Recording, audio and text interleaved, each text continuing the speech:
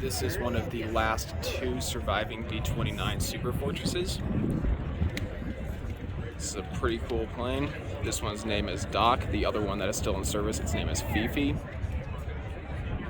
We're gonna go on a tour of the inside of this thing.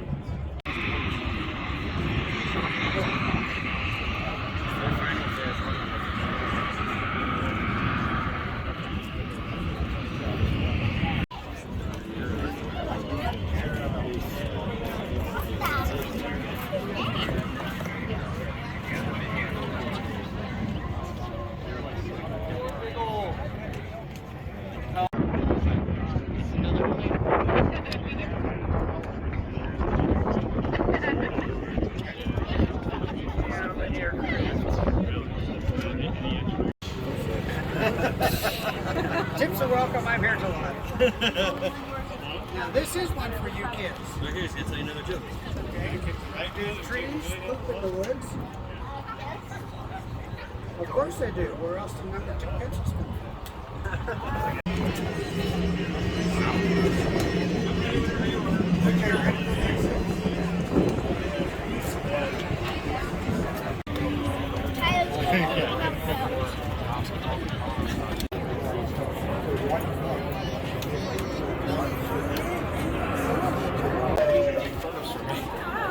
First view inside. Alright, so you are in the forward bomb bay of Doc. Has a 10,000 pound bomb capacity. Okay. Don't start over. Come on in, guys. Come on in. Backside. We have 3 different sizes of bombs depicted as to what they would have carried during the war. There's a 250 pound, a 500, and a 1,000 pound. They could have hauled 10 of the 1,000s, 20 of those, 40 of these. They can reconfigure these green bomb racks into all the different lugs that you see around the airplane, around the bomb bay, to accommodate the mission they were doing for that particular day. So everything you see here, with the exception of the gray oil tank over your heads, this staircase and that landing is pretty much how it would have been in World War II. A couple of different exceptions there. The bomb bay doors are pneumatically operated, so there's 2 pneumatic cylinders, so it's air operated. There's a compressor up in the top right that produced that pressure to open and close these doors. They opened in about a second, closed in a second and a half, so it's a lot of door moving around, so we don't use that particular feature. Still capable, but we don't use it for safety. This is a mechanical flight control airplane, so all the cables that you see along the fuselage are all related to flight controls of our engines. Some of them are redundant, so if they're cut or severed during combat, then it can still control what it's control. This is a first pressurized military aircraft, so the curved bulkhead is a result of that. That bulkhead, forward of that was pressurized, and then there's a tunnel that connects the forward pressurized area to the aft pressurized area where the gunners are. So the crew members could crawl back and forth in the tunnel during flight. That's the tunnel up there? That's the tunnel. So when you climb to the top of the stairs, you can turn around and inside, you can turn around and look and you can see the master gunner seat. It's a pretty stark difference to the B-17 where we had to walk across that little galleyway in the bomb bay. Yeah. That's interesting. This is a very comfortable aircraft. Compared to the B-17, those guys were freezing. Yep. It could be minus 40 out. These guys had giant flight suits that were plugged into the aircraft. These guys were in a lot of comfort. Okay. They had plenty of heat. They had 31,000 feet. They had some little oxygen. They were comfy. So a lot more comfortable than B-17. Exactly. When they go into combat, they would depressurize, so they didn't have an explosive decompression if they got hit by something. So at that point, they don their oxygen mask and dress up like the B-17.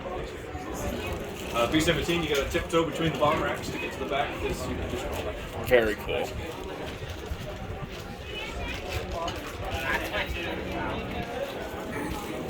Got it. Got it. Watch your head. It is a classic small world. It was so fun hearing you guys fly over the other day. We're right at the final fix on 35 right down Castle Rock. I said, oh, that's a sound I haven't heard in a long time. Yeah. So thanks very much for all your hard work. Obviously later versions of the 30,000 but they still come about. Oh yeah. any of this stuff sounds good. Yeah, it does. So, Thanks for coming out. How's it going? Hi, guys. Good morning. Come on in. Hello. Lots more. Bring them on in. We're trying to get y'all through here today. Come on in. Come on in. Crowd in. If y'all aren't friendly, you're going to get. We're going to be in a minute, are we? Yeah. Now, this is what kind of limits the progress of our getting through this thing is how many people we can get in here. Like this is obviously the pressurized forward cabin of the aircraft. In this cabin, there was normally a crew of 6. There would have been the radio operator over there, navigator sat here, flight engineer sat over there. We refer to him as our onboard human computer with everything he's doing there, which computers do these days. And then, of course, the pilot command up here on the left, the co-pilot on the right, and the bombardier sat right down there, and the nose in the middle. And obviously, they could easily communicate with everybody right there. It was designed that way.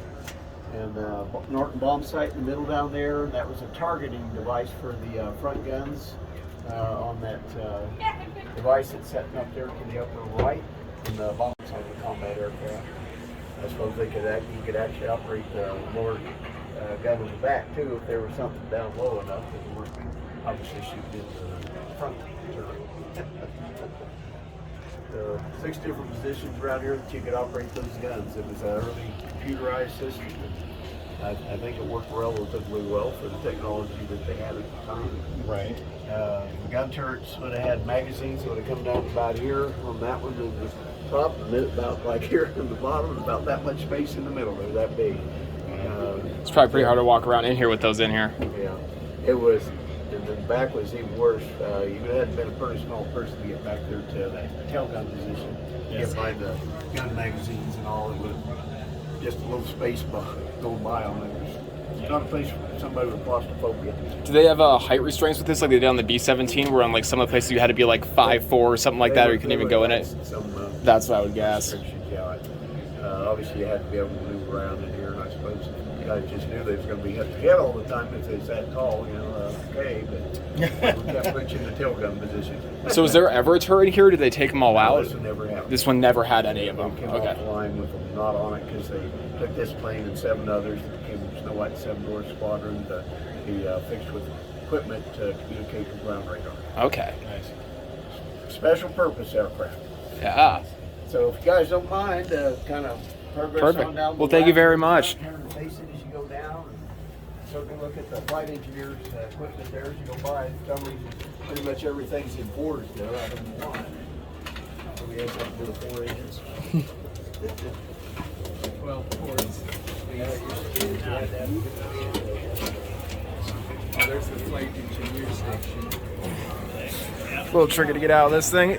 Ugh. We're out. And that, ladies and gentlemen, was a tour of the last flight operational B-29 Superfortress.